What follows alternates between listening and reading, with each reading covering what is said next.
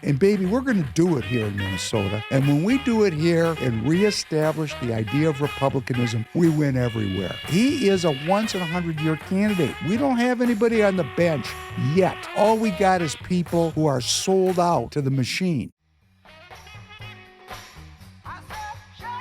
Welcome back to the Professor Penn podcast on this Tuesday evening, January 28th, for episode number 177. Peacemaker and Unifier. I'm glad to be with you. Hope you're well. We had a very successful previous podcast. It was very widely watched, and the Professor Penn podcast is growing, which I appreciate those of you who are the core audience that have been with me since the beginning. I'm going to tell you, we've got a little bit of uptick. Part of it is just we're staying at it. Part of it is that Tanner, and good morning to you. Good morning, David. Tanner's on the team full-time now, so we're able to generate more ancillary content. That would be clips and shorts, which bring more people to the podcast. We're going to get better at that. You'll be seeing that coming through your X feed or your Getter feeds if you're following me, and please do follow me. We're working with Dan Schultz, Precinct Strategy. That's going well. I'm working with John Fredericks.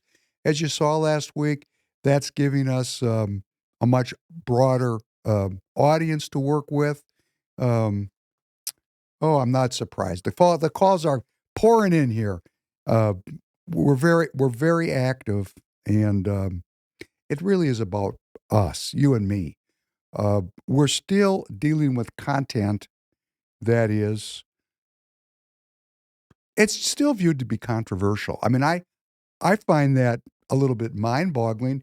Because if you're watching the news, if you're watching what President Trump is doing, without him being quite as philosophically eloquent as perhaps he could be, he's taken a wrecking ball to the post-World War II Democrat liberal order. And, I find it rather shocking that there is still misunderstanding and a resistance about what's going on. And we've been working on this for 176 episodes, that there has been a plan to create world governance and technocratic control of human beings going back. I mean, really, if you want to go back, you can go back all the way to the way back. You can go back to the empires, the Roman Empire, to the Mongol Empire. I mean, this formation of kings and queens or dictators or however you want to fence it, with the people being subjects, is the predominant political organization in world history. It is just republicanism, the philosophy of republicanism that we highlight here, that's opened this window to freedom where I become the sovereign of my own life. This is not a new idea. This is a several hundred-year-old idea, but we don't do a great job talking about it. We don't do a great job. Like, let's say you're in the Republican Party of Minnesota and you're watching me. I'm watching Lisa DeMuth and the people that are in the House, and all they want to do is talk about money, budgets, fraud, waste. Okay, that's great. That's great. But talk about freedom. Republicanism is about freedom. Why do we have some kind of choked up voice when it comes to what we're really talking about? And I can understand, you're in Minnesota, you're watching me, you're a legislator, you're a senator. You say, oh, well, we got to get elected here in Minnesota. It's a liberal state. No, it's not. It's a state. Don't label it. Don't diagnose it. Don't put your judgments upon it. Judge not lest you be judged. It's a jump ball now. Everything is moving. We got to grab off the biggest piece of market share that we can at this moment in American history. And what is President Trump doing? Well, we talked about it in Overturned, number 176. The three pillars of what is called the post-World War II Democrat liberal order. The three pillars. Number one, man-made degradation of the environment is going to kill everybody. Repent because the end is near. We need global governance to band together to confront the dangers posed by fossil fuels and other man-made uh, behaviors that degrade our environment. And that's been going on since I was in grade school in the 60s. This idea was established by the Club of Rome. You can do the homework yourself. You can go look up the Club of Rome. Look it up at least on Wikipedia. I mean, you don't have to read their source materials because Wikipedia does a pretty good job of covering it. Their need to establish a new global threat in that moment after World War II when things were pretty peaceful. You know, you kill 90 million people in 5 years, everybody says, we're going to take a break now. They needed a new threat, the climate, to reestablish the predominant political organization in world history, which is ruler and ruled. Okay, President Trump calls it the Green New Scam, and he gets out his pencil and he signs executive orders which undo the major pieces of that environmental initiative, which has gone back for decades. He's undoing it. He's just undoing it. Okay, that's knocking out a plank. I mean, that's a support pillar of the post-World War II Democrat liberal order. DEI, diversity, equity, and inclusion. It's intended to right the wrongs of colonialism, which led to massive inequalities between white people and everybody else. This gets to the heart of the scam. You know, we're going to play a clip of King Charles today. The British royal family, I mean, we can just go after them. They were the monarchs that raped and pillaged the world with the British business model of slavery, drugs, and piracy. That was them. And when they saw the people coming for retribution, they put the academic elites on the payroll and they broadened it from the royals to white people. What a great move. You know, there's a brilliance in that move. I mean, there's a brilliance. This is once again privatizing the profits and socializing the losses. They socialized the rape of the world by the British Empire. They socialized it across everybody. And we bought it. We didn't know any better. We didn't know any better. So President Trump has taken this thing apart, this post-World War II Democrat liberal order. And I'll tell you, the bastions of the post-World War II Democrat liberal order, like the teachers union here in St. Paul, their heads are blowing off, right? Here's a woman named Leah Van Dessor. She is the president of the St. Paul Federation of Educators. Everybody loves our teachers, right? Our teachers, oh, our teachers, our teachers, our teachers. Throughout our history and around the world, people have confronted authoritarian foes by standing with and for each other. Now, thanks to the justices who aided a criminal conspiracy to overthrow an election, it is our turn to face down the authoritarian Republicans ruling our government. Although Donald Trump was sworn in, his billionaire backers are calling the shots, spreading fear and sowing hatred, controlling our lives and threatening our livelihoods, taking our freedoms and hoarding our wealth. But we know that the many, standing united, can prevail against the money. Joining together, we can resist authoritarian efforts to divide us, refuse to comply with their agenda, and reclaim our birthright, making America live up to its promise of liberty and justice for all, no exceptions. You can go find this. It's the St. Paul Federation of Educators, Local 28. Tanner, thanks for putting that up on the screen. Boy, that's awfully political. You know, I used to live in St. Paul. I had kids at one time. Well, they mostly went to private school, but there was a period of time when I had my kids in public school. And my aunt, who I love, was an educator. My father taught at the university. I grew up around educators. Most of them fall far short of where I'd like to see them uh, be as educators. Of course, I have a infinite view of what human beings could accomplish if we took the knowledge that are within the secret societies and made it public, uh, uh, a public resource, and really educated our educators in how to create creative and healthy individuals. I touched on it just momentarily in the last podcast, but I really didn't um, dwell into it. We're gonna talk about it more and more because we are in a period of political realignment. We have to propose ideas now, not just being critical. It's easy to be critical. I mean, being a critic, man, I'm doing this radio show on the John Fredericks Radio Network. It has 4 12-minute segments. Each segment, I pick out a news clip and I just opine about how stupid, incompetent or ill-intended. Let's not be politically incorrect needlessly.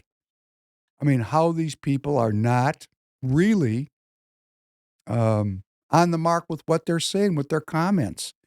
So, you know, my criticism of the teachers, my criticism of the teachers is that there's no more important skill than teaching people how to be well.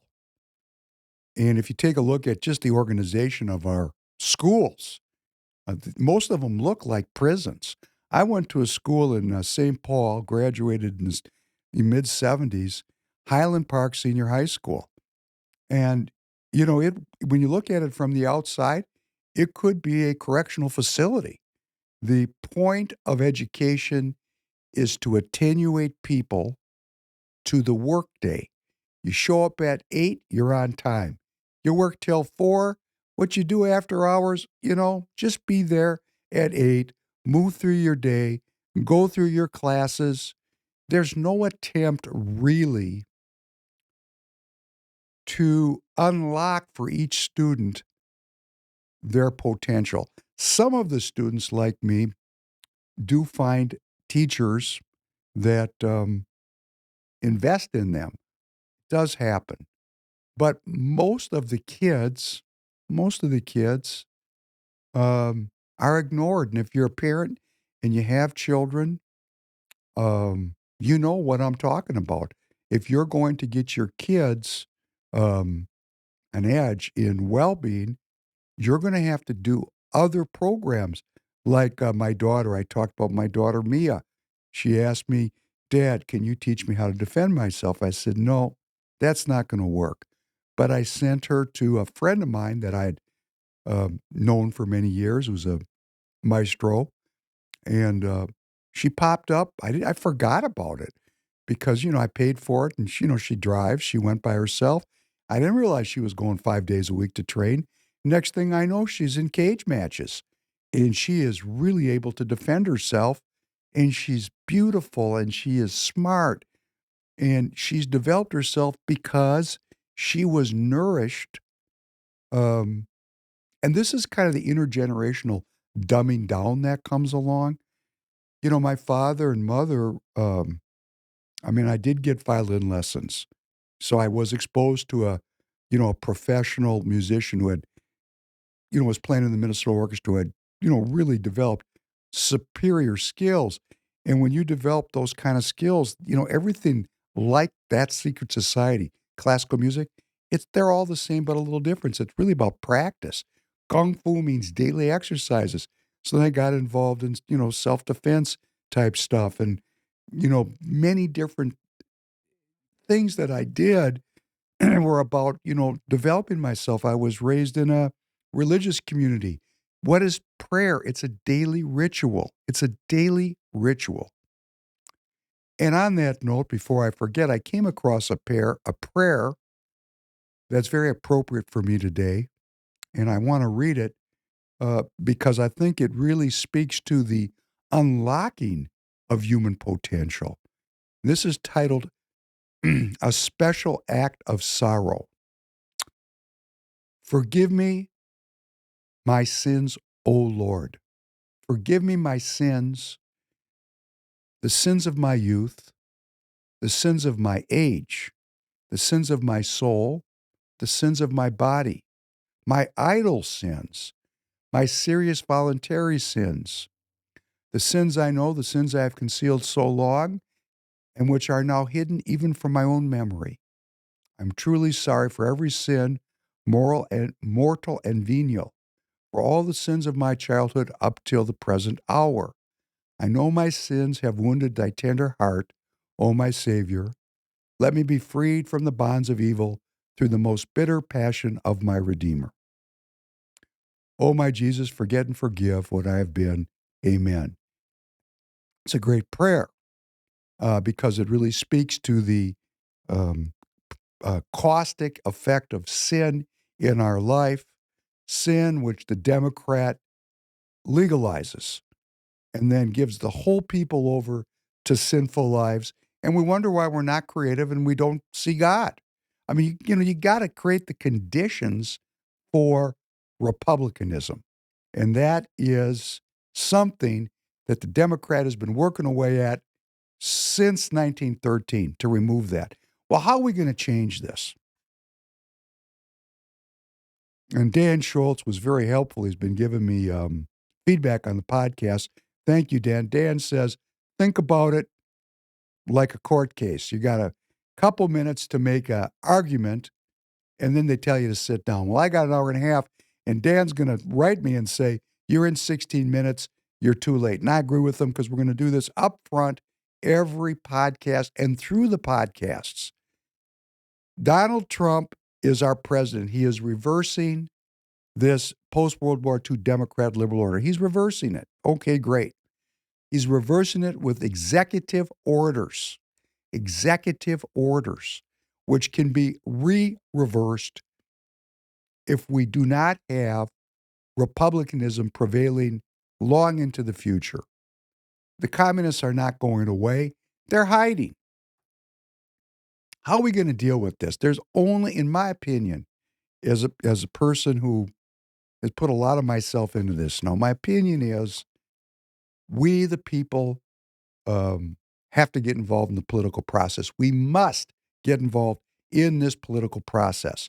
How do we do it? We get involved first in the Republican Party. In the Republican Party.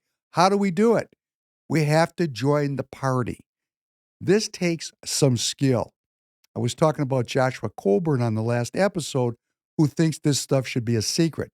No, the political parties are not secret societies, at least if I have it my way. So to that goal, every Friday night, I'm inviting each one of you, particularly if you're in Minnesota, and sensationally, it's a sensational invitation if you happen to be an officer already of the Minnesota Republican Party. Come to an X Spaces. It's a live sharing Friday night, every Friday night, 9 p.m. Eastern Time, 8 p.m. Central Time. Go to @DanSchultz2, @DanSchultz2. Once you come the first time, hey, you'll get an invitation every time. People come. I have not followed a lot of people on X, but anybody that shows up in that X space, I'm following you because we are going to build a viral digital army that is really focused on one issue, getting people in the Republican Party. And we've got to do it because the rhinos are everywhere. Like here in Minnesota, Alex Plakish with his Royce White for Senate sign. This guy is a rhino's rhino. And we just elected him here at State Central Committee because people don't know, because he's a politician. He hides who he is. You have to know him well to know his politics. And because I served with him for 2 years, hey, I know who he is. Now, Alex, because people are telling you what I'm saying, I voted for George W. Bush in 2000 and 2004. I'm not going to blame you for being not very plugged in. Okay? I get it. People go through a process to get real about what's going on. Everybody's got their own process. My goal is to help you with your process. So again, I'm inviting you on the show to talk about it. Tom Emmer, I'm inviting you on the show to talk about it. If you guys are having changes of heart, I totally get it and I want to encourage it. I would like to speak for you instead of against you. And there's two pieces to this that I want to bring out, closing out this first section. Why am I a Trump supporter? Because people who have listened to me know I have my own thinking about things. And there's many issues that need to be addressed. But here's the one that matters to me. Tanner, could you please play number 2? This week, I will reinstate any service members who were unjustly expelled from our military for objecting to the COVID vaccine mandate with full back pay. This is the inauguration ceremony. And I will sign an order to stop our warriors from being subjected to radical political theories and social experiments while on duty. It's going to end immediately. He's already ended it. Our armed forces will be freed to focus on their sole mission, defeating America's enemies.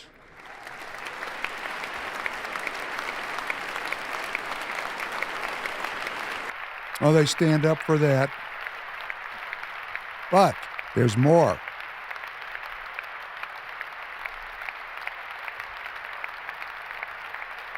Oh, yeah, everybody likes that. Look at the military. Let's keep it funded. Yep, everybody likes that. Defeat our enemies. Like in now, 2017, we will again build the strongest military the world has ever seen.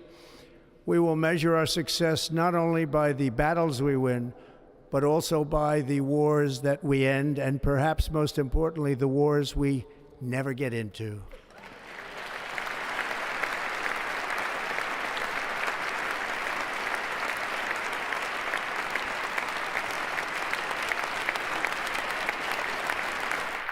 well, that's good. Another group of the crowd stood up for peace. That's good. My proudest legacy will be that of a peacemaker and unifier. That's what I want to be, a peacemaker and a unifier. I'm pleased That's to good, say Tanner. that as of That's the yesterday- key of this. This is the core. We're going back to those pillars of the post-World War II Democrat liberal order. Climate change, social equity to redress the ills of colonialism, and democracy. Democracy. And we have been in a war to defend democracy since the Truman Doctrine of 1946, where President Truman said, we'll go anywhere, any place, anytime to defend anybody if we deem them fighting a war for democracy. A little bit subjective, and we, the people, have been at war ever since with a permanent military-industrial complex. And I'm just opposed to that. I don't think that it's great that America is in a constant war to defend democracy. If Chinese people want to have a dictatorship, hey, go do your thing. I'm okay with it. Just don't step on my blue suede shoes. And once we establish that boundary and that border, they're not going to step on our blue suede shoes.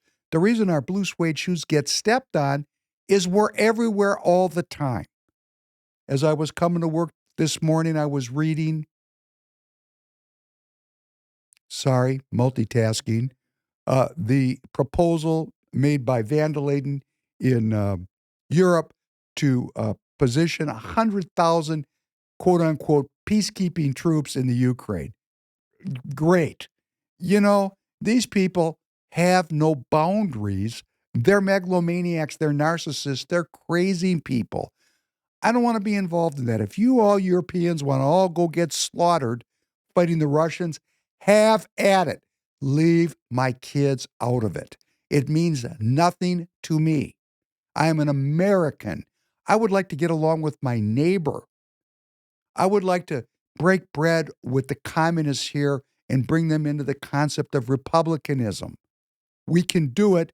Every person, if you sit down with them and explain to him or her that the cornerstone of our political philosophy is self-governance, that I am the king of my own life, who's going to get on the other side of that? Now, there are going to be some.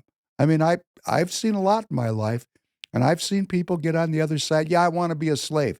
There are going to be people that think that way. Okay. And why do they think that way?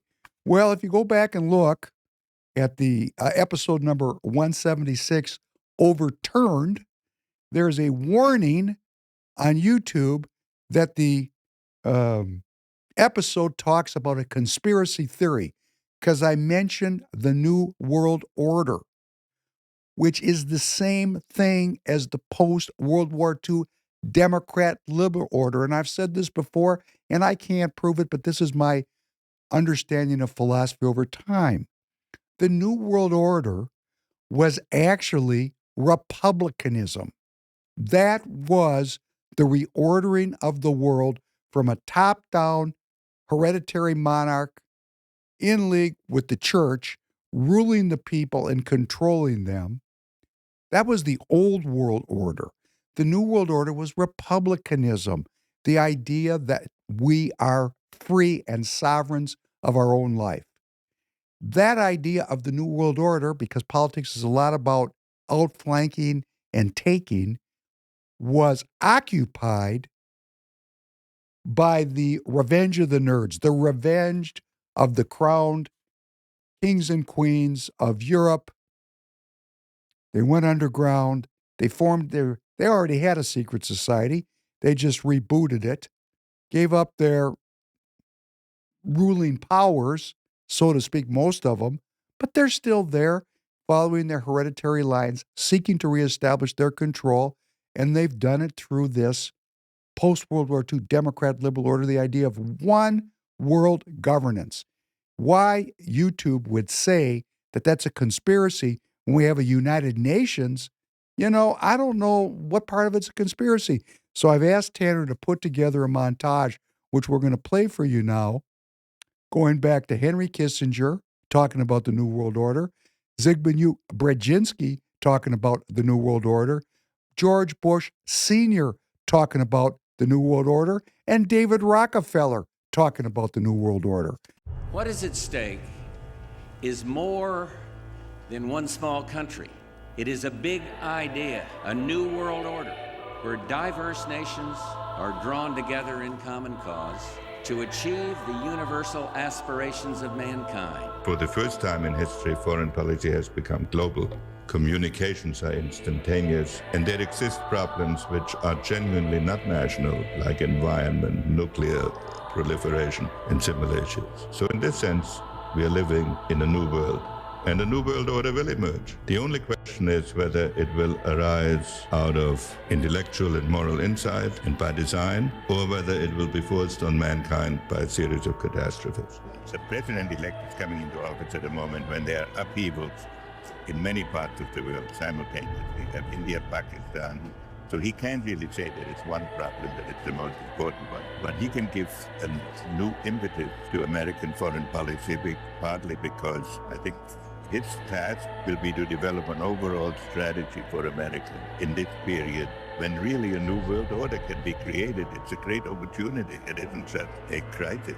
We are grateful to the Washington Post, the New York Times, Time Magazine, and other publications whose directors have attended our meetings and restricted their promises of discretion for almost 40 years. It would have been impossible for us to develop our plan for the world if we had been subject to the bright lights of publicity. But the world is now more sophisticated and prepared to march toward a world government. We have before us the opportunity to forge for ourselves and for future generations a new world order, a world where the rule of law, not the law of the jungle, governs the conduct of nations. When we are successful, and we will be, We have a real chance at this new world order, an order in which a credible United Nations can use its peacekeeping role to fulfill the promise and vision of the UN's founders. But I do feel strongly that we live in an age in which freedom is, in fact, the destiny of the future. We live in an age in which, for the first time in all of human history, the vast majority of mankind is politically awakened. Today, all of the world, almost, is politically awakened. And the only destiny for the world to live in peace is if that world turns its back on history of conflict, on national animosities, is true to the genuine communality of human aspirations, and builds an international system on that basis. I believe that is the challenge, and that is the opportunity of this century. Thank you. Maybe this episode you're not going to get up, because I'm just saying to YouTube, hey, Google, please. I mean, it is what it is, okay? Let's not go so far as to get our hands caught in the cookie jar. We're in a moment, and it may be reversed. If you don't get involved in the Republican Party and start getting rid of the rhinos in your backyard, you and me, we are metaphorical rhino slayers. If we don't get rid of these people, they're all wearing MAGA hats today. Tomorrow, they'll put on the jackboots again. We, the people, have to self-govern. We're not doing it. Come to the X Spaces on Friday night, 9 p.m. Eastern Time at Dan Schultz #2. Please spread out this podcast. I know we're growing. Please accelerate it. You know, we're not going to get any help. You're the help. Please repost the shorts you're going to be seeing. Thank you, Rob, for doing it. Thank you, Laura, for doing it. Thank you, Susan, for doing it. So many people are doing it. Scott, thank you, Scott. There's so many people that are doing this. I feel like opening up my phone because there's a lot of people doing it. We need to form a digital army. Now, it doesn't have to be 10 million people, but in Minnesota, I'd like it to be 5,000 people so we can bring new citizens that have never participated in the Republican Party, bring them into caucus and change the composition of the party. And they're not going to go in there not knowing what goes on. We're going to get these people first interested, then motivated, and then share with them how the party works and what their roles can be within the party, and let them know how effective they can be of changing Minnesota into a Republican state. And baby, we're going to do it here in Minnesota. And when we do it here, hey, that's the game. If we could take states like Minnesota and California and reestablish the idea of republicanism here, we win everywhere. And I have the support of some of the most important people in media that are going to shine a light on this state. So, Alex, hey, don't work against me. Stan Hamilton, don't work against me. Work with me. Let's get it done together. We don't have to we don't have to agree about everything, but let's just agree we're Republicans. And let's know what that means. It means we reject the New World Order. If you can't say it with a full throat, if you can't reject the pillars of that post-World War II Democrat liberal order, climate change, social equity, the endless war to defend democracy, if you can't reject those, you're in the wrong political party. If you want to be in a war in the Ukraine, go caucus with the Democrat. That's your home. We are the America First Nationalist Party. We are about peace and prosperity. Now, let's take a look at what the Democrats are about. Tanner, are you in a position where you can put up these recent military allocations as we were walking through them? Thank you, sir, if you can. This is from this week's Federal Register, federalregister.gov. You know, if we don't do the homework, if we don't show up at X Spaces at 9 p.m. Eastern Time at Dan Schultz 2, if we don't spread out this, if we don't create this into a political movement, and yes, I want to be entertaining. I want to be funny, but I'm doing this to save my country, I'm not doing it like Dustin Grady here in Minnesota for clicks. I'm not doing it. That's not my goal. My goal is to get you involved. And you can contact me anytime and tell me what your resistance is, and I will try to get you over that hurdle. Support@TireGet.com. See, I'm forgetting about TireGet. We have to fund the operation. Next time you need tires or anybody you know, please come to TireGet.com. It's a great deal. And we're going to be adding other products and services, not because I want to get rich per se from you, although if I did, I'm not a communist. For the amount of work I'm putting into this, I would like to get paid. Okay? That's not a radical idea. That's a Republican idea. Okay? I'm free. I would like to take care of my kids, my family. I would not like to be on the brink of collapse all the time. I need your help to do that. So we're going to broaden out our product line, go to the Free People store. Thank you if you've made a donation. Kathleen said she was going to, make a donation. I haven't even looked in the account. So if you did, Kathleen, thank you. We're doing the most we can.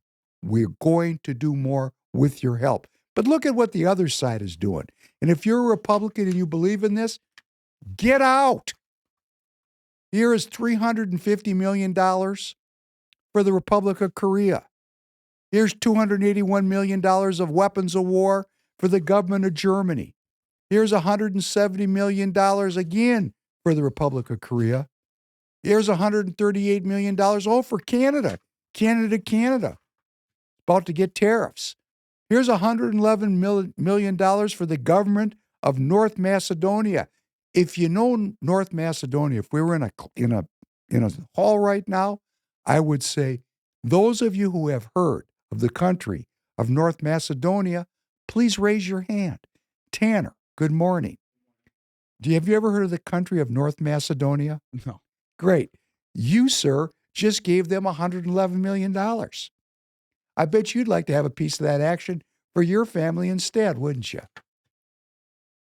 Yeah. There's a country Tanner's never heard of, picked up a cool $100 million just because.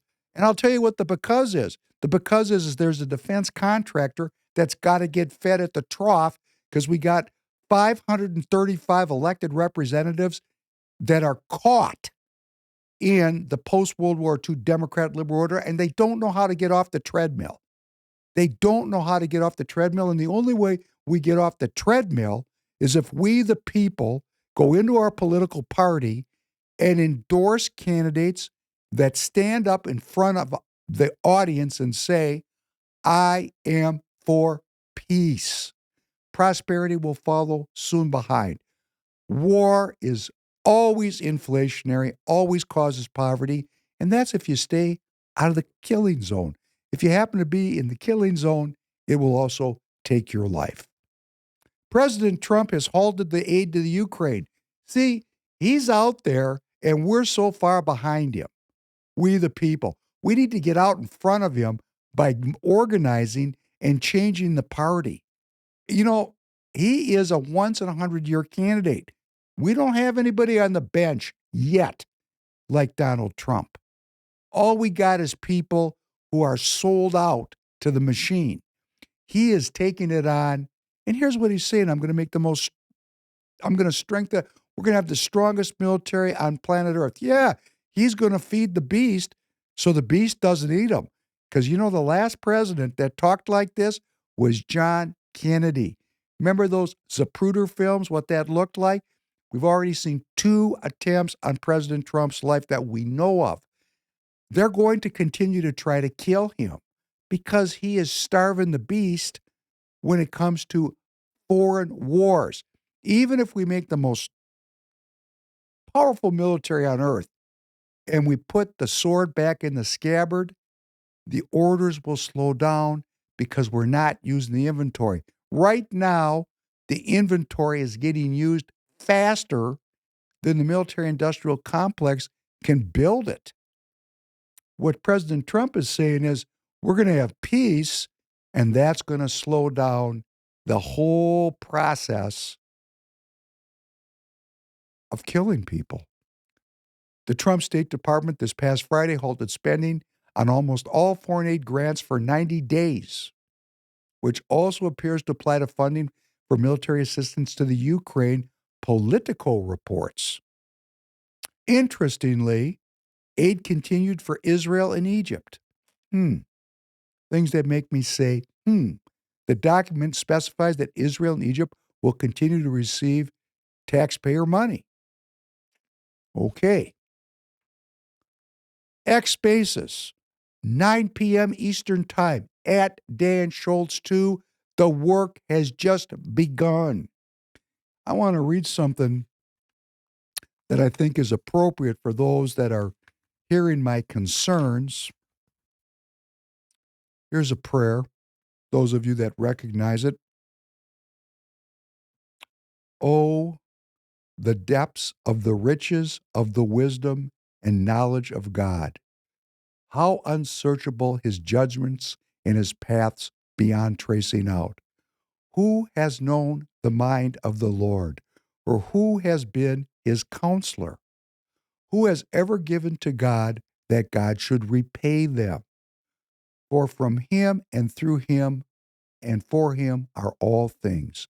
To him be the glory forever. Amen. I do not know the plan. I know what I'm supposed to do, but I don't know the total plan. I just know I'm supposed to be involved in self-governance. Praise God for giving me that freedom, those rights granted to me in our founding documents by the Creator. See how it all ties together? Russia and Iran have signed a partnership treaty. Russian President Vladimir Putin and his Iranian counterpart Masoud Pezeshkian signed a broad cooperation pact this past week as their countries deepen their partnership in the face of stinging Western sanctions.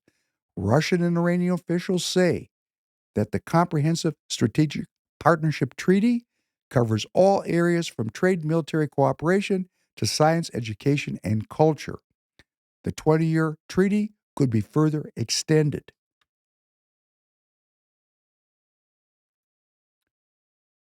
Benjamin Netanyahu, the Prime Minister of Israel, says that the United States gave him a guarantee that Israel can restart their military operations in Gaza at the end of the 42-day ceasefire that is currently in effect, which means the war is going to restart soon. This is a period of rearmament. And in that vein, President Trump has authorized the shipment of 2,000-pound bombs that the Biden administration interrupted. Got a lot of work to do, people. Please come to the meetings. We must self-govern. Go to precinctstrategy.com for everything you need to know about how to get in to the game. Got to get in the game. We don't know the plan. We don't know the plan. And I pray and I thank God that there are people listening to me who are going to hear this and are actually going to move from passivity to action. And then what we'll do here on the podcast is take that action and turn it into productivity. Remember, action without outcome is no better than sitting at home on your hands. What we're about here in the Professor Penn podcast and at Free People Radio, what we're about is productivity, creating peace and prosperity for our families. That's what I'm looking for. Thank you. Trump has designated the Mexican cartels as terrorist organizations, and he's vowed to take back the Panama Canal. Whoop, don't know the plan. But, designating those Mexican cartels as terrorist organizations, and the roundups have begun all over the country. And boy, people's heads are blowing off. These people are stone criminals. We do not understand. We, the people, do not understand the caustic effects of criminality when it's organized at this kind of a level. The corruption of our political process and the corruption of our political leaders proceeds in many different directions. I mean, we got 535 people in the Congress, and you take a look at their net worths when they go in, and in the interest of being kind today. I have somebody in mind right here in Minnesota that entered with $167,000 in net worth. And now, just a few years later, the man is a multi-millionaire. Hey, you know what? That's one kind of corruption. Another kind of corruption is these gangs pay off local political and law enforcement leadership. They pay them off. It corrupts our society at a level we can't even understand. And when President Trump removes these cartels from our country, it'll be like a political breath of fresh air.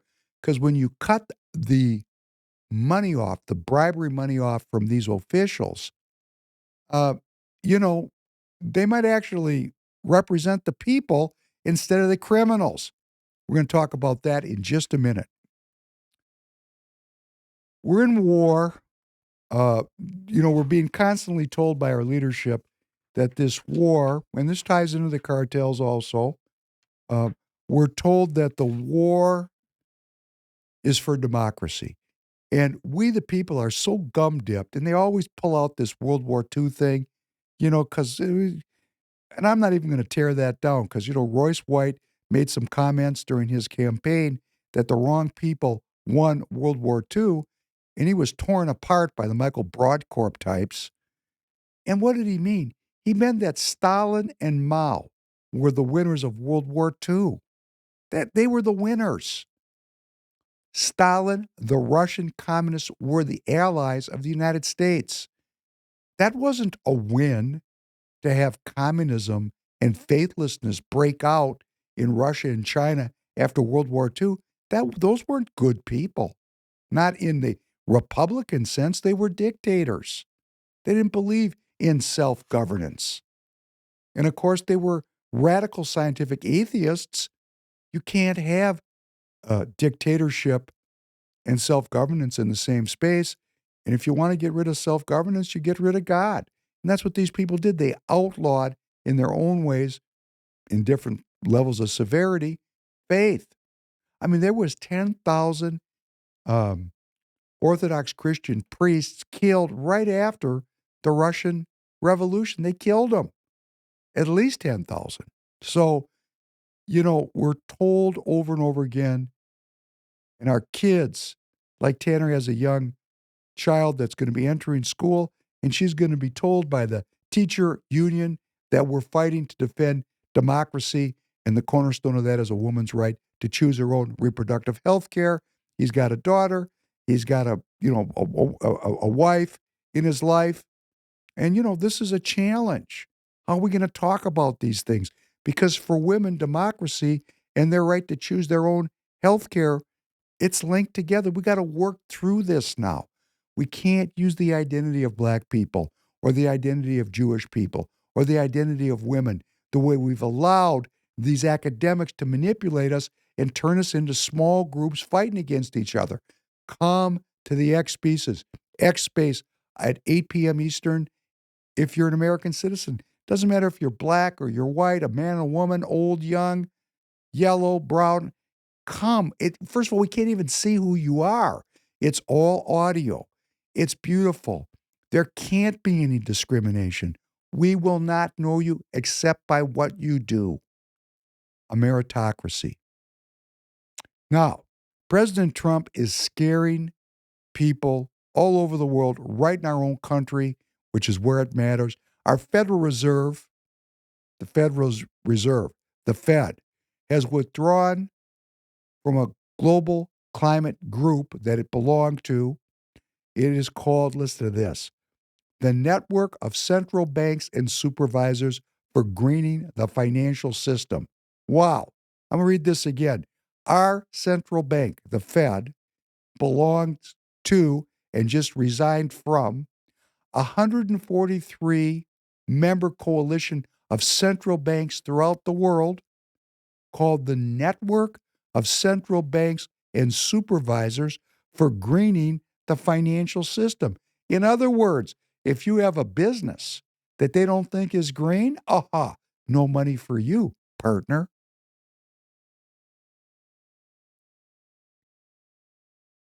And there's no New World Order. Okay.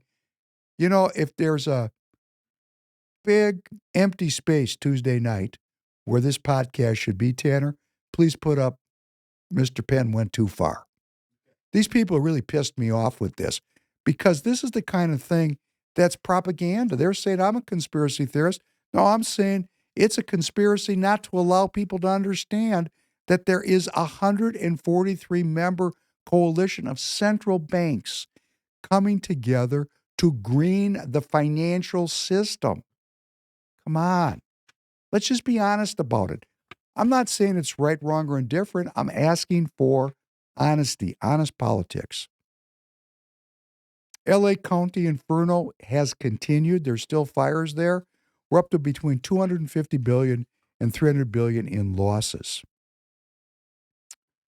You know, my friend Brad, who's there, and I want to say this is somebody, I mean, this is a close friend.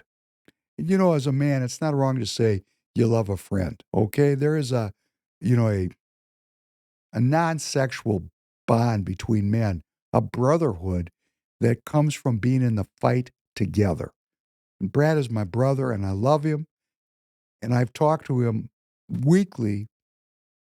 You know, it seems like my entire life, okay? And there's a limit to how much time we give each other. We're both busy. So we call each other as you know, closely associated people will do. Yeah, how you doing today, man? How you doing, brother? Everything good? It's all good. And in 10 minutes, we just check in. It's what you do with people who are your family, right? Brad called me this past Saturday, and we spent 3 hours on the telephone. Never happened before. It never happened before. And I have all this information about the financial issues going on in LA and all the political battling, but I just want to comment on the human part of it. Um, Brad's house was not burnt down. It came close, was not burnt down, but the devastation in his neighborhood, in his community is so great.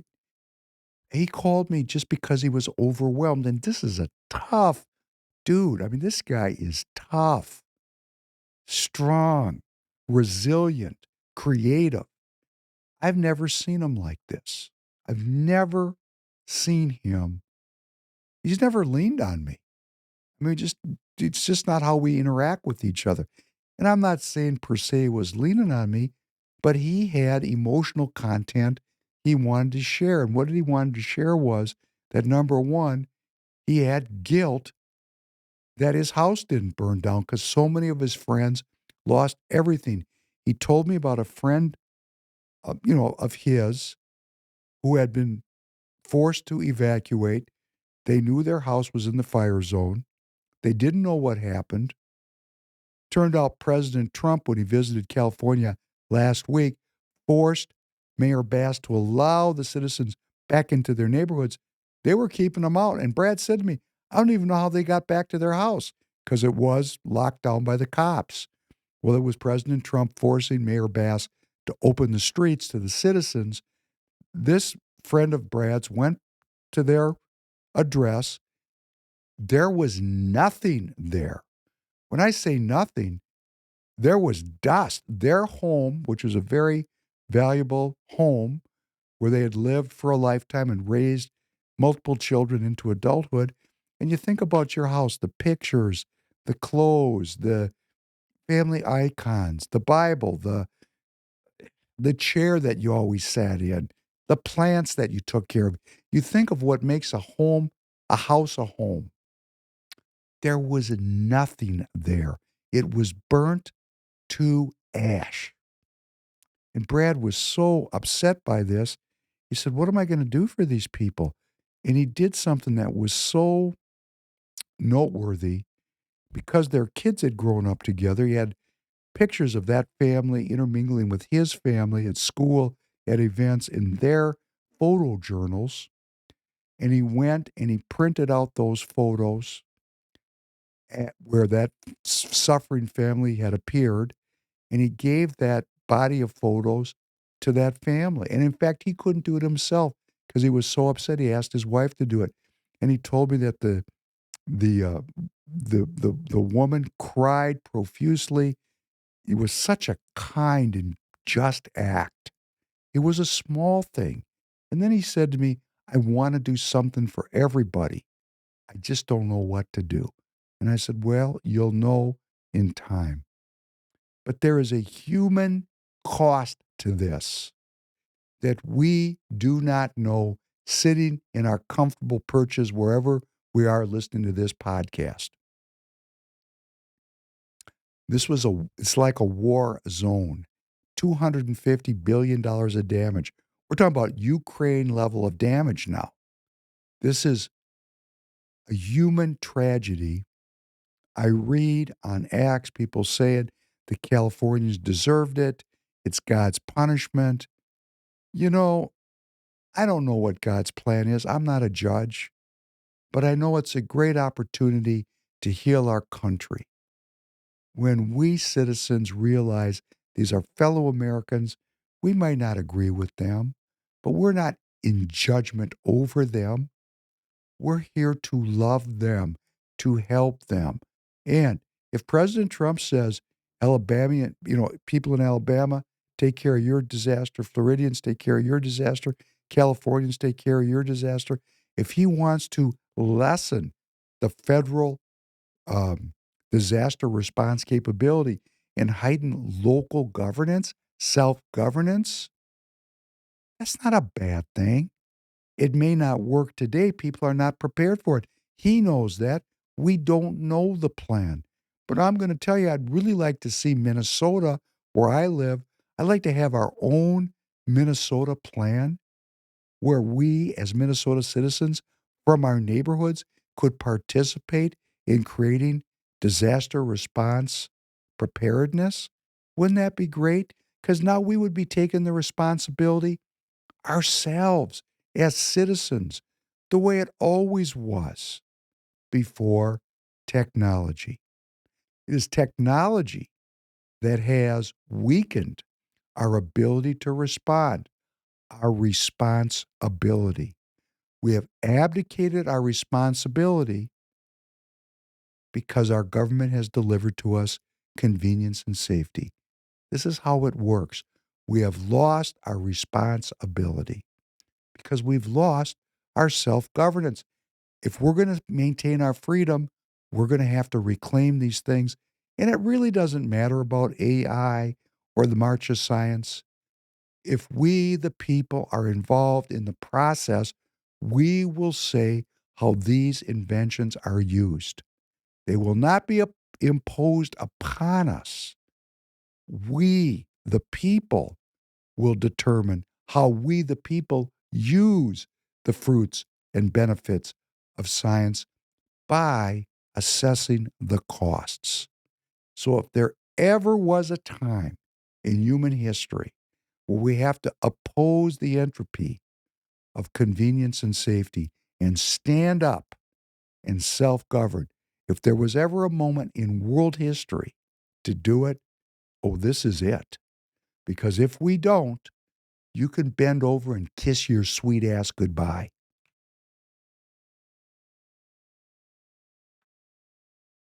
I do want to say in passing, as a participant in the tire business, next week on February 5th, we're going to see President Trump's trade policy. At least we might see it. I mean, I might be able to interpret it. I might not. But I'm following very closely. He's going to be doing the second year final rate on consumer tires imported into this country from Thailand. It's about a quarter of the tire business from one country, from 8, maybe 10 companies, 2 are native to Thailand. All the rest of them are Chinese owned, operating in Thailand. And we're going to learn a lot, perhaps, about where we're going, what the spin on the curveball is going to be. And I'm going to tell you that that's consumer tires. This is how intense this international trade thing is. I'm going to get down in the weeds, but I know there are people who are listening to me that are going to listen to podcasts, that they're listening for this kind of a thing. There's three kinds of tires in this country. There's off-the-road tires. Those are farm tires and the tires that go on big construction equipment. There's large truck tires that go on the semis. And then there's consumer tires that go on your vehicle that you can buy at tireget.com. The government sees these as three distinct products. They all have their own import code. So when I'm importing these tires, which I do, they're three separate segments. So when different groups go to complain that there's unfair trade, what's called dumping, there's three different categories to approach that. So there has been dumping cases on off-the-road tires. There is a dumping case on Thailand, which President Trump will be making a decision about next week. But there also is a fresh dumping case on Thailand for large truck tires. And believe it or not, and this is going to be mind-boggling, half the large truck tires consumed in this country annually are imported here from Thailand. That's kind of crazy, isn't it? One little country is sending us half of our demand. Wow. Under the Biden administration, there was a fight over these truck tires. And originally, President Biden set the rate at 2.35%. But when they saw that Kamala Harris was doing poorly, they reversed course to try to cater to the United Steelworkers who filed the case. And the final rate when they imposed this dumping tax was 12.33%. And these are relatively expensive tires. That is not a deal killer, but it does raise the price. But on that final decision, the largest exporter from Thailand to the United States of this kind of tire was a Japanese company you've heard of, Bridgestone. And Bridgestone was what the fight was really all about. The United Steelworkers man Bridgestone factories here in the United States where these tires are built. But Bridgestone had offshored the production to Thailand and was taking tires that they sell here for $600, $700, $800 a piece and shipping them over here, and they had $100 in the deal. And this was really upsetting to the steelworkers. So the Biden administration, to cater to the steelworkers, set the rate on Bridgestone coming in from Thailand at about 50% and actually imposed other very onerous penalties upon that supply. Guess what Bridgestone did this week? They closed their truck tire factory in Laverne, Tennessee. They actually laid off 700 USW members. Does this sound like a full contact blood sport to you? Does this sound like negotiating or the big, salute to the U.S. government, the afangu? Well, something's going on because we're right on the verge of this Trump trade policy, and yet Bridgestone has the brass to say, you know what? You guys screwed us. We're going to screw you back. Okay. We're going to set up next week's news report on how this is all going to go down. We're in the weeds, but the weeds are where the action is, believe it or not. We spend all this time talking about elective politics. Paying any attention to your judges? Only when they rule for the communists, right? Most of the judges are communists because where'd they get their degrees? From communist institutions like Columbia. And then we have politics news. Joseph R. Biden. Can you stick this up? I don't think anybody's ever seen an executive grant of clemency. I actually printed this out. Tanner's going to find this and put it out for everyone to see. Joseph R. Biden, Jr., President of the United States of America, to all to whom these presents shall come greeting. Be it known that on this day I, Joseph R. Biden, Jr., President of the United States, pursuant to my powers under Article 2, Section 2, Clause 1 of the Constitution, have granted unto James B. Biden, Sarah Jones Biden, Valerie Biden Owens, John T. Owens, and Francis W. Biden a full and unconditional pardon. And that's what it looks like. Well, the Fed is getting out of these programs of global, you know, the green thing. They're getting out of it. And when the Fed gets out of it, so do the big corporations. The big corporations are extricating themselves from both the diversity, equity, and inclusion programs and also from the climate programs. And these are big companies that are announcing they're dialing back. Meta, Walmart, Ford, McDonald's, Harley-Davidson, John Deere, Tractor Supply, Lowe's, Molson Coors, Nissan, Toyota, Stanley, Black & Decker, all this week have announced they are canceling or dialing back their diversity, equity, and inclusion programs. 6 of the largest U.S. banks, Goldman Sachs, Citigroup, Wells Fargo, J.P. Morgan Chase, Bank of America, and Morgan Stanley, have dropped out of the United Nations-sponsored Net Zero Banking Alliance. The Net Zero Banking Alliance. Really? UN-sponsored. A lot of changes going on right now. A lot of hiding in the weeds. A lot of lying going on. A lot of lying. Tanner, can you please play number 4?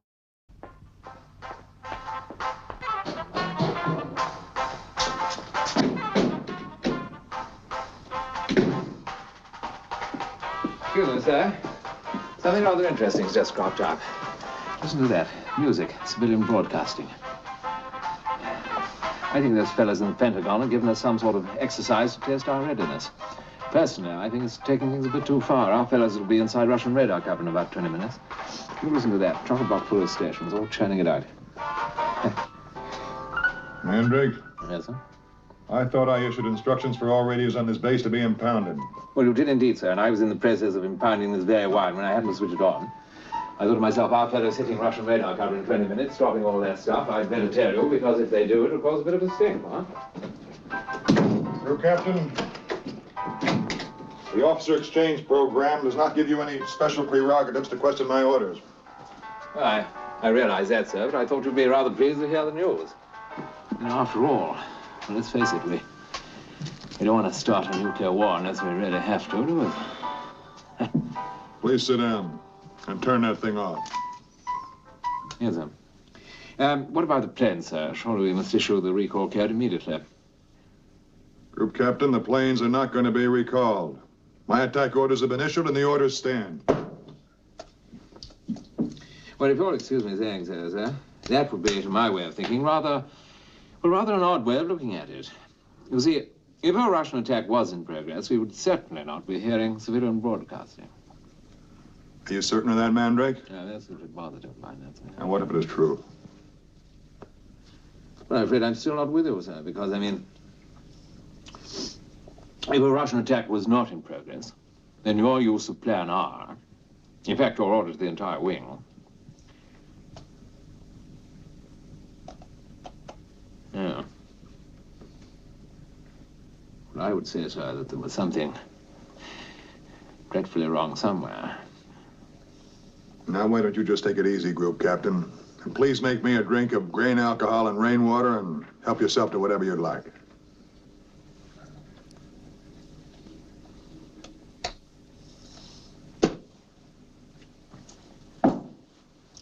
General Ripper, sir, as an officer in Her Majesty's Air Force, it is my clear duty, under the present circumstances, to issue the recall code upon my own authority and bring back the wing. If you'll excuse me, sir.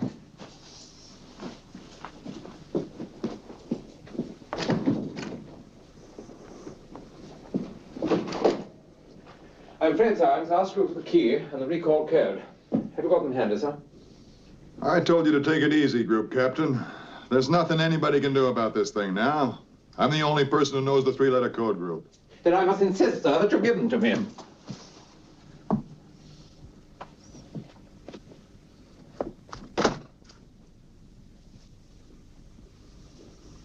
Do I take it, sir, that you're threatening a brother officer with a gun? Mandrake, I suppose it never occurred to you that while we're chatting here so enjoyably, a decision is being made by the President and the Joint Chiefs in the war room at the Pentagon. And when they realize there is no possibility of recalling the wing, there will be only one course of action open. Total commitment. Mandrake, do you recall what Clemenceau once said about war? No, I didn't think I do, son, no. He said war was too important to be left to the generals. When he said that, 50 years ago, he might have been right. But today, war is too important to be left to politicians. They have neither the time, the training, nor the inclination for strategic thought. I can no longer sit back and allow communist infiltration, communist indoctrination, communist subversion, and the international communist conspiracy to sap and impurify all of our precious bodily fluids. That is the great Stanley Kubrick directing, writing in 1964, I believe, or 63.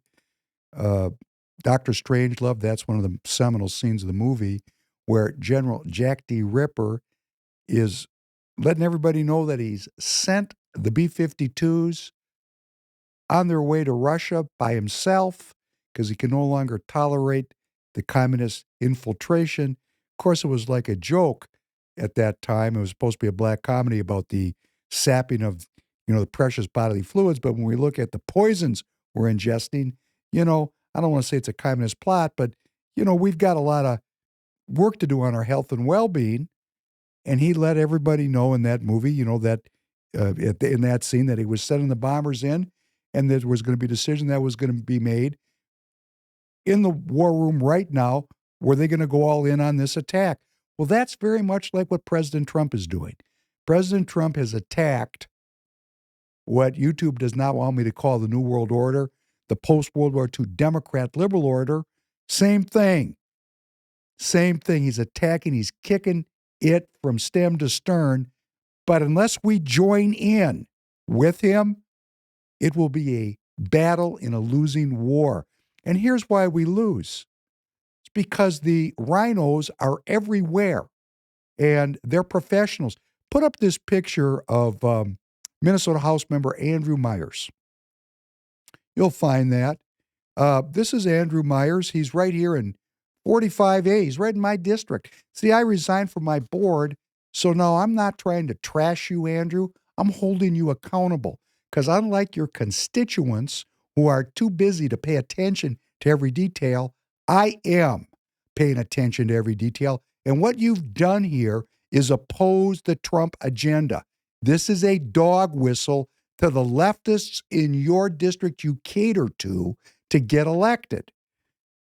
This is Andrew Meyer, and he says, open and honest conversation about policy and supporting law enforcement is something I have every time with Sheriff Witt from the Hennepin County Sheriff's Office.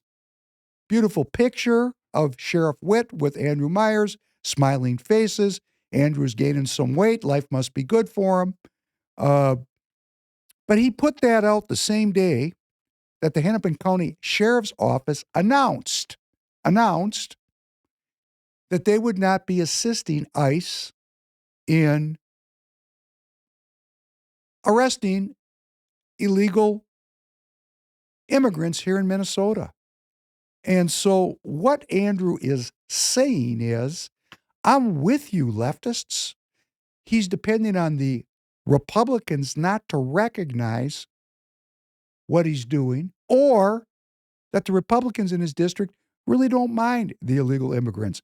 And that's why I played the Dr. Strangelove piece, because Donald Trump has sent those policies forward, and we're either going to back them up or we're going to lose. Okay, just that simple. So Andrew is really not a Republican, but I could hold him to that label, and he can repent of this if he so chooses. Weaponized migration, using refugees as a weapon, is a term used to describe a hostile government organizing or threatening to organize a sudden influx of refugees into another country or political entity with the intent of causing political disturbances in that entity. The responsible country, or sometimes a non-state actor, usually seeks to extract concessions from the targeted country and achieve some political, military, or economic objective. In our case, it's the end of the republic. These are not organic immigrants. These are not give us your huddled masses. This is not the kind of immigration that brought my family to the United States. This is an organized, concerted effort to drive tens of millions of people into the country to become the supporters of communism in the future.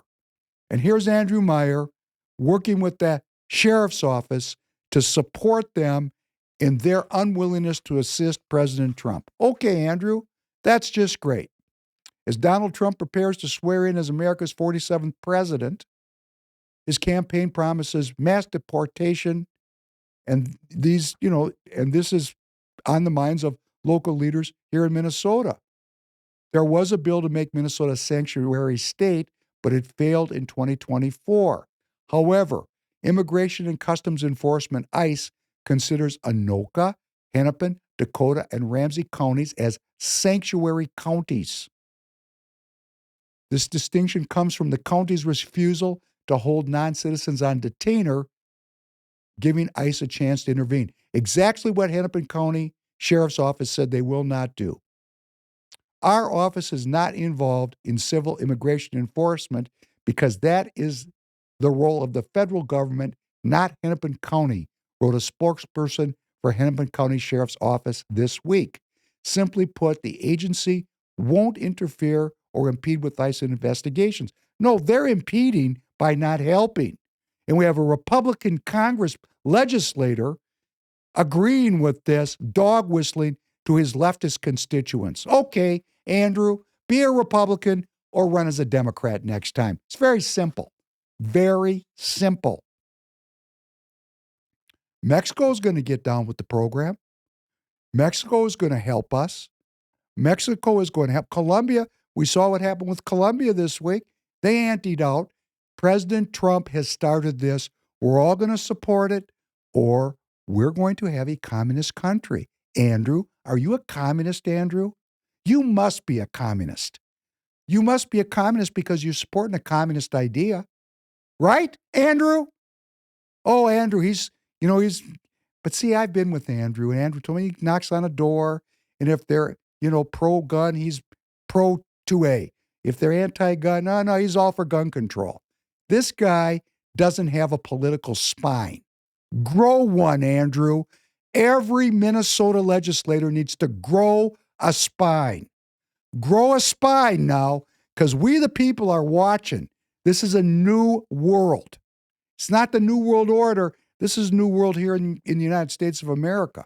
We're Republicans, remember? I sound mad about it.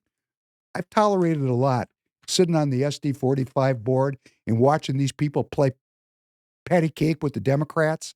I remember Alex Plekish running this Kathy Folk, whose husband was the president of Xcel Energy, the father of the Green New Deal here in Minnesota, and she did stand for President Trump or Royce White, would not appear with Royce White on a stage, but she had already lost doing that 2 years previous. And I said to her, Kathy, it's not going to work. Try a new strategy. I'm going to do it again. She lost 2 times with the same losing strategy. CD3 is losing every time with the same losing strategy. We are the district that matters. Could we please wake up now? Stan, you're listening to me. Could we please wake up and do something that works? It's insanity to do the same thing over and over again, expecting a different result. We have been losing this district since Eric Paulson trashed President Trump in 2016. Do you get it yet? Of course you don't, because the hierarchy of the party, starting with Alex Plekish, they're all supporters of the post-World War II Democrat liberal order because they believe in the endless war. They believe in the Ukraine war. They believe in the Middle East forever war. They believe in going to war with China over Taiwan. That's who these people are. If you're a Republican, come to the X Space on Friday night, 8 p.m. Central. I'll be there at Dan Schultz 2, and let us start to bring about real political change in the Republican Party. Let us do something productive. I'm mad about this. I really am.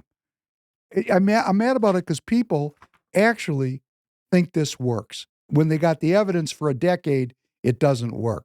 When you keep doing the same thing that fails and you don't change your strategy, you must want to fail. And then, of course, what does the Republican Party, now led by Alex Plekish, do? They raise money off of meaningless political disputes instead of addressing the issues that matter. Fold in behind President Trump, Minnesota legislators. Attack DEI. Attack the energy policy. Be honest. Be Republican or get out. Go caucus with the Democrat. Either be down with it or do something else. Let's have a difference. You know, there's a difference between having a walleye and a ribeye. They're two different things. You know what a walleye is. You know what a ribeye is. They're not the same. Stop trying to make it the same. And the party's trying to raise money off of meaningless fights. Get in the game. Get in the game. Get in the game. Get in the game, or the citizens are going to vote you out. It's just that simple. Not really opposed to you if you get in the game. There is a clip someplace. I promised everybody a clip on King Charles speaking in German. Can you help me find that, Tanner? There's a clip of Prince Charles speaking in German. Es ist schön von Ihnen, dass Sie gekommen sind und mich nicht mit einem Dinner for One alleine lassen.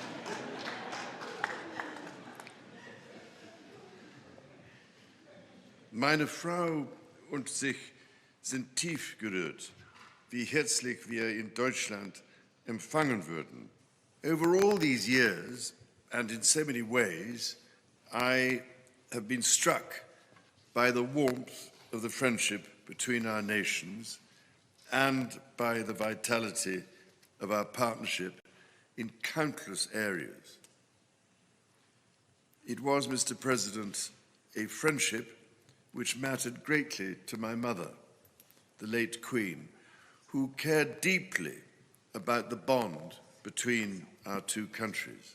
Our countries are working together to promote global health, to help developing countries overcome their challenges and prosper, and to advance the urgent and vital journey towards net zero.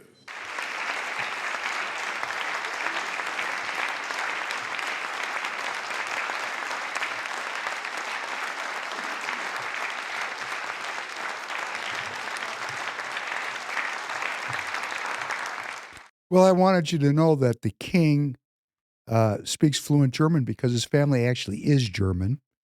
In World War II, Hitler really didn't want to go to war with England.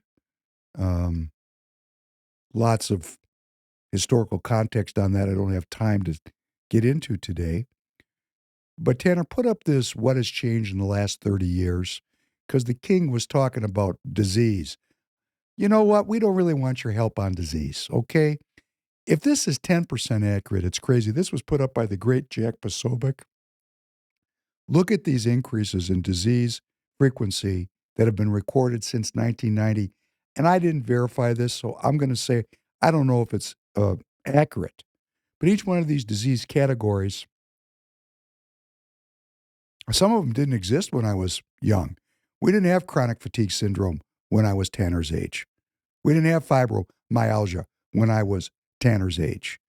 We didn't have food allergies in children. Nobody had a food allergy when I was young. No peanut allergies in my generation. ADHD didn't exist. I have ADHD. Terrible. Didn't exist.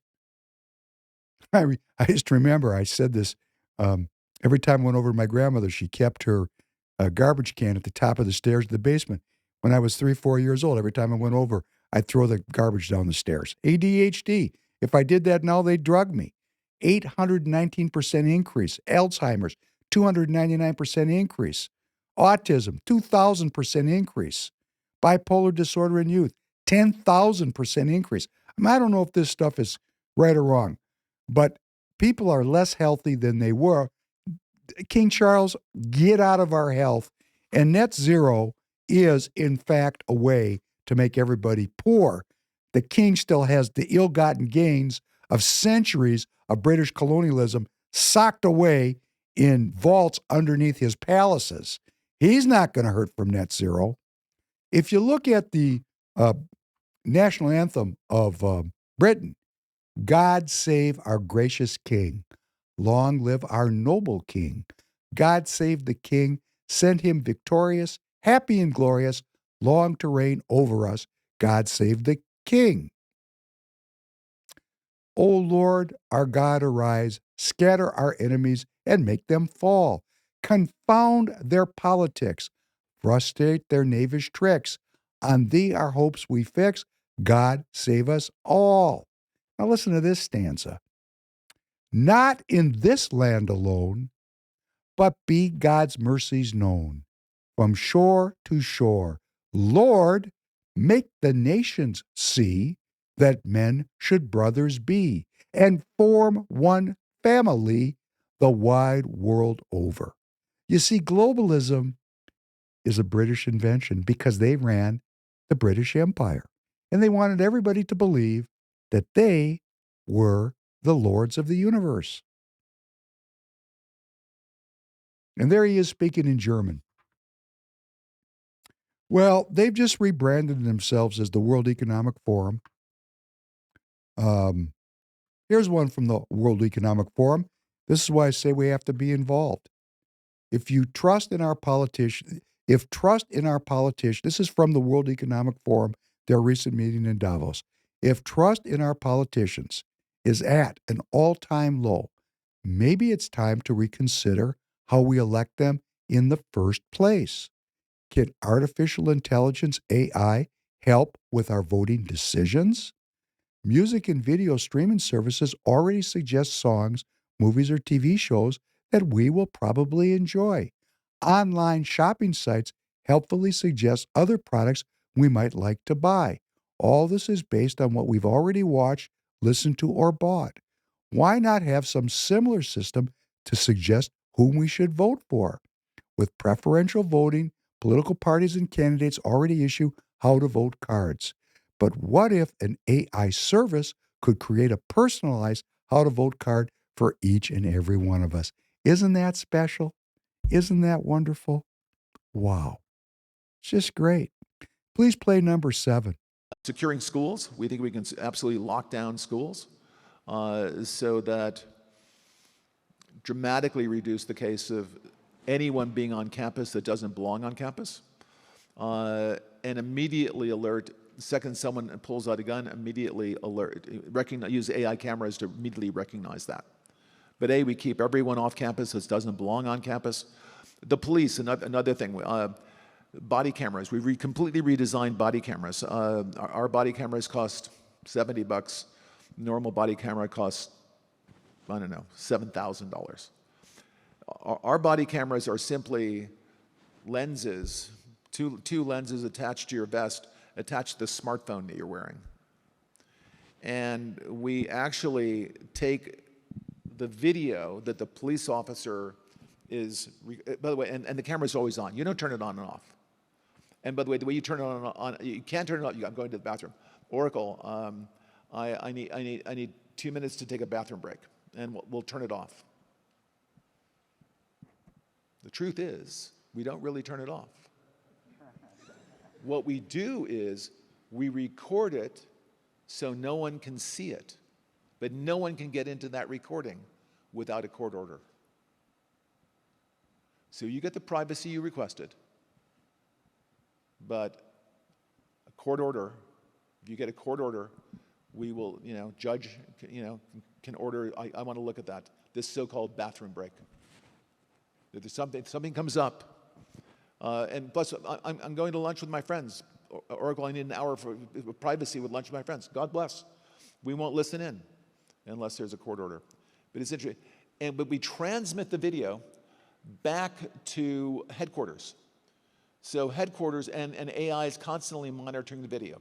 Remember this terrible case in Memphis where the 5 police officers basically beat to death another citizen in Memphis? Well, that can't happen because it would be on TV at headquarters. Everyone would see it. Your body cams will be transmitting that. The police will be on their best behavior because we're constantly watching and recording everything that's going on. Citizens will be on their best behavior because we're constantly recording and reporting everything that's going on. That's good, Tanner. As we would say in court, Mr. Ellison, please step down because you're going to be on your best behavior because AI is going to watch everything you and I do. This is the technocracy. This is a problem. It only can be solved by we being involved in politics. If we don't do it now, just walk into your digital prison and eat the bugs. Although Ellison was this is the guy who started Oracle, which is, a huge defense contractor. Although Ellison was raised in a Reformed Jewish home and his parents attended synagogue regularly, he remained a religious skeptic. At age 13, Ellison refused to have a bar mitzvah celebration. Ellison stated, this is a quote, "While I think I am religious in one sense, the particular dogmas of Judaism are not dogmas I subscribe to. I don't believe they are real. They're interesting stories. They're interesting mythology, and I certainly respect people who believe these are literally true, but I don't. I see no evidence for this stuff." Ellison says that his fondness for Israel is not connected to religious sentiments, but rather due to the innovative spirit of Israelis in the technology sector. Isn't that special? Let's play the next one, number 8. How much better does that AI have to be than a human being? Is 10 times better enough? Is 20 times better? You look at Waymo, for example, based on their safety statistics. Ruth, how much safer is Waymo than human beings probably at this point? Meaningfully safer, but your point is well taken. There is more forgiveness when it's a human driver. And so the question is, when a machine makes a mistake, when an algo makes a mistake, how does society look at that mistake and the cost of that mistake versus the benefits of AI coming into the fore?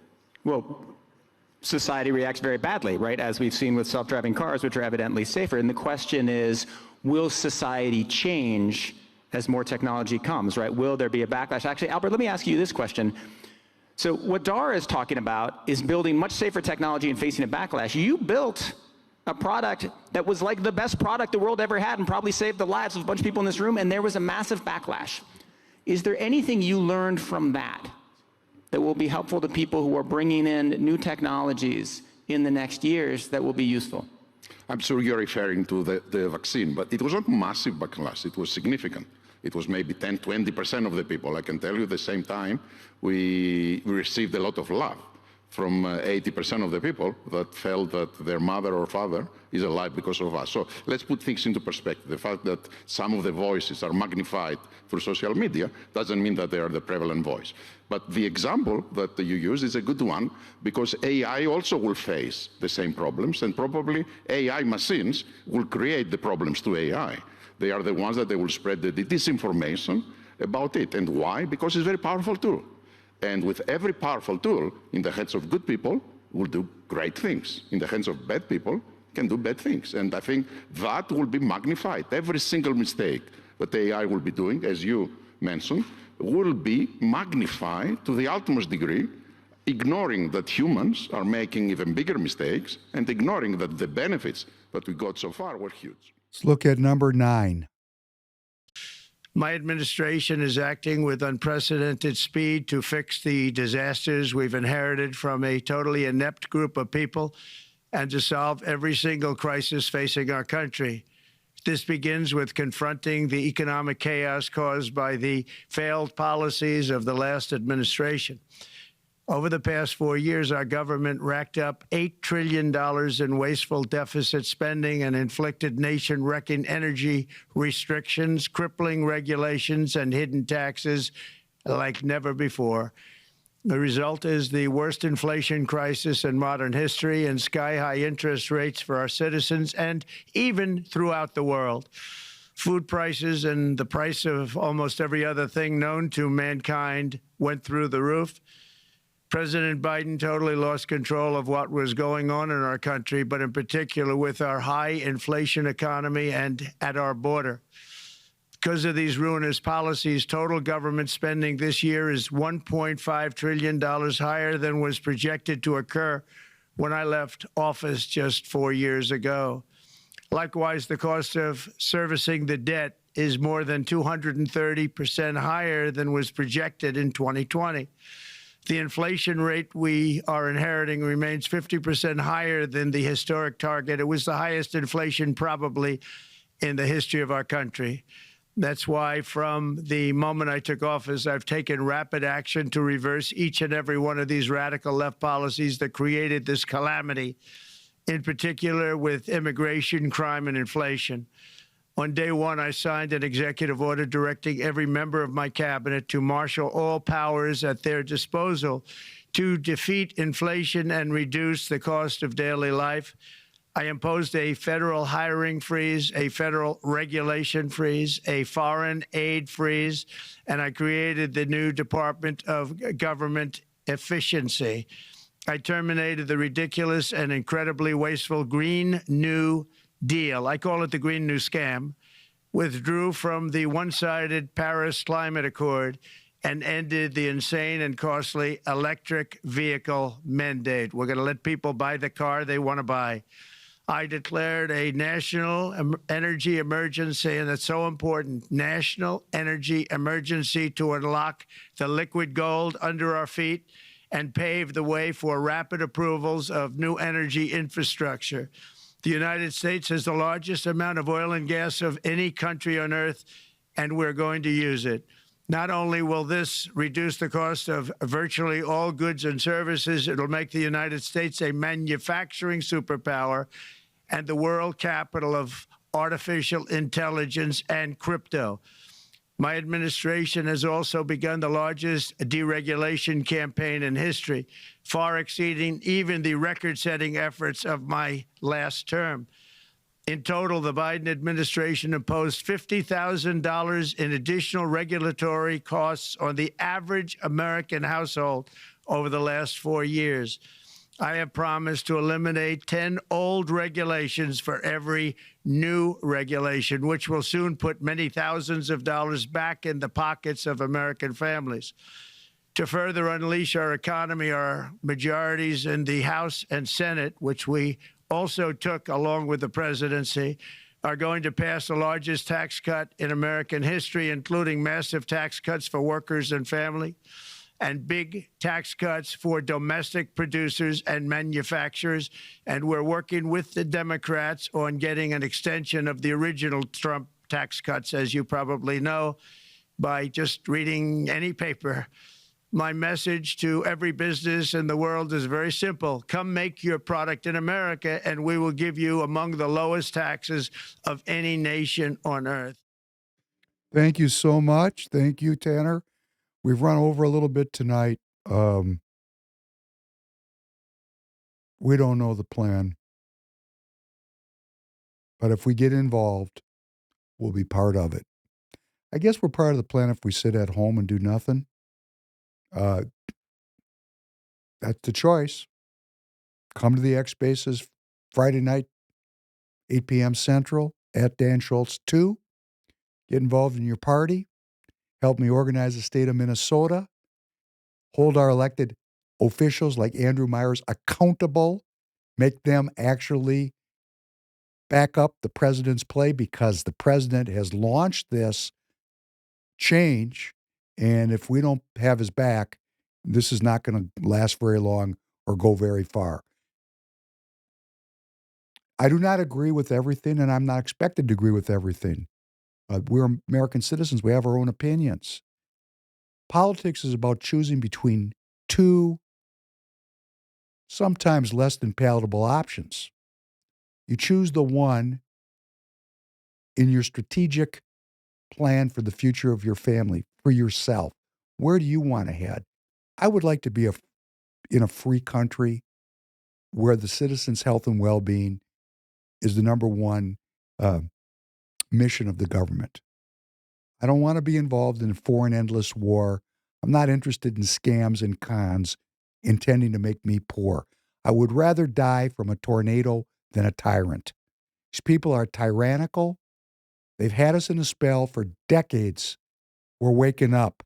Let's wake up our friends, our neighbors, our coworkers, and our families. Let us all heal the wounds of division that our academic elites have created in our society. Let us discover what it is to be an American. Let us read our founding documents. Let us be serious with the unalienable rights that a creator has granted us. I mean, come on. Life, liberty, and the pursuit of happiness granted by the creator. Could we please take that seriously? Could we teach our children to take that seriously by changing our academic process? And I'm going to say, yes, we can. I'll be back, God willing, Thursday night. Want to go out with some great music. I love the blues. I love great guitar playing. Albert Collins is a icon for those of you who know him. We're going to go out with about a 10-minute great piece of music. And I want to thank everybody for joining. Spread the podcast out. Bring people. Help us grow this audience. You need tires, go to Target, Free People Store, X Spaces. More and more demand. It's a community. Thank you very much, Tanner. Take us out, please.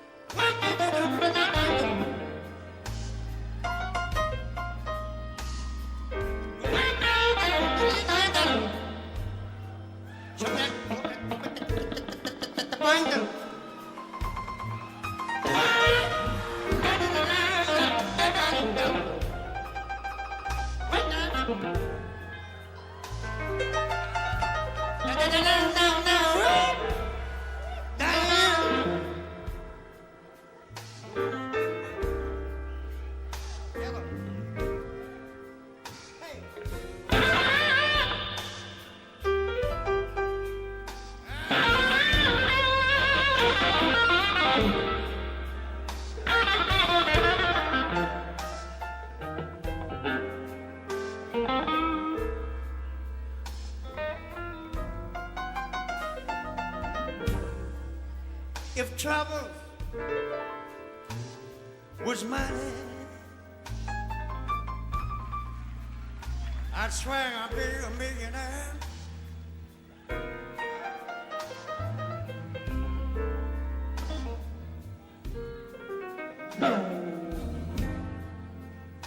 I said if trouble was money, baby,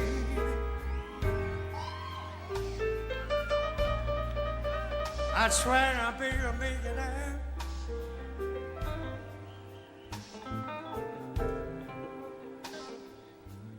Yeah.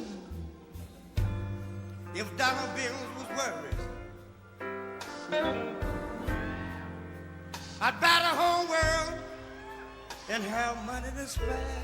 Yeah.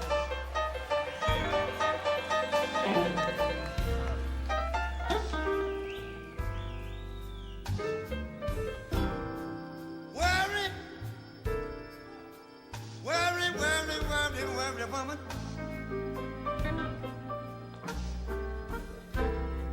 I had worries all my life, yeah.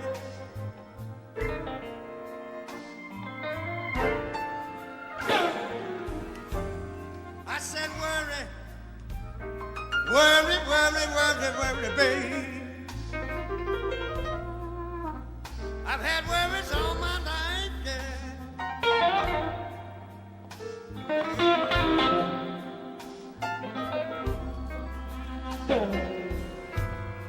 You know times is hard.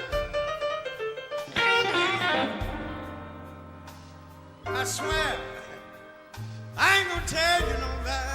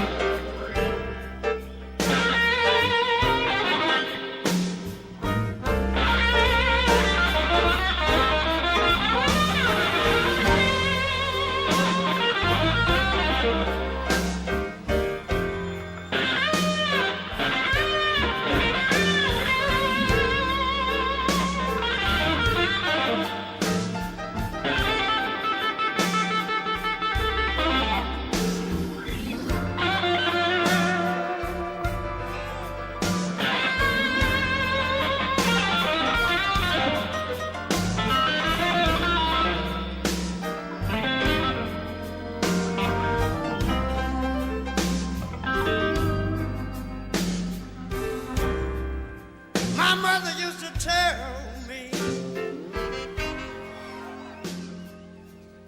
she said, son, there's gonna be days like this.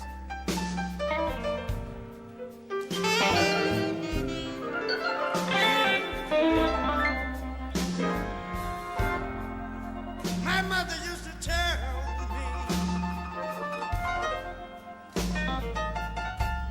she said, son, there's gonna be days like this.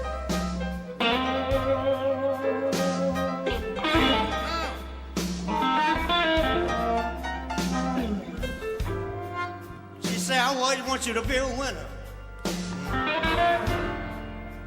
She said, son, I don't want you to quit.